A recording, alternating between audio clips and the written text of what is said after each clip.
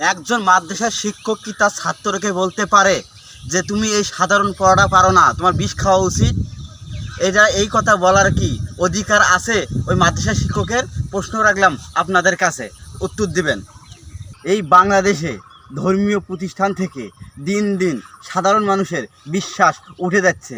আজকে শোনা যাচ্ছে বলৎকার, এই অমানবিক নির্যাতন, দিন দিন এটা না হয় ওটা, না হয় ওটা, কোনো না কোনো ঘটনা হইতেছে।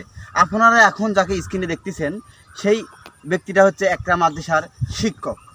ছাত্র পড়াতে না পাওয়ার কারণে তিনি বলছে যে তুমি এই সাধারণ পড়াটা পারো না, এটা তোমার বিষ খাওয়া উচিত। কেন এই শিক্ষকে বলবে ছাত্রকে যে তোমার বিষ খাওয়া উচিত?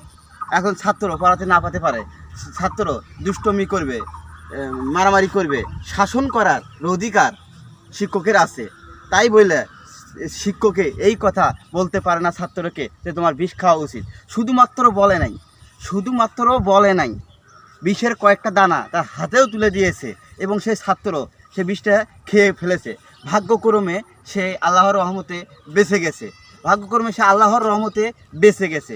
যদি সেই ছাত্রটার কিছু একটা হয়ে যেত, মা বাবারা কত কষ্ট করে মাদ্রাসাতে ভর্তি করে দেয় লেখাপড়া করার জন্য, কিন্তু এই সমস্ত কিছু কুলঙ্গার হুজুরের জন্য, কুলঙ্গার শিক্ষকের জন্য গোটা ধর্মীয় প্রতিষ্ঠানের উপর থেকে সাধারণ মানুষের বিশ্বাস উঠে যাচ্ছে। তাই আমি বলবো এই সমস্ত কুলঙ্গার শিক্ষকদেরকে কঠিন শাস্তি দেওয়া দরকার।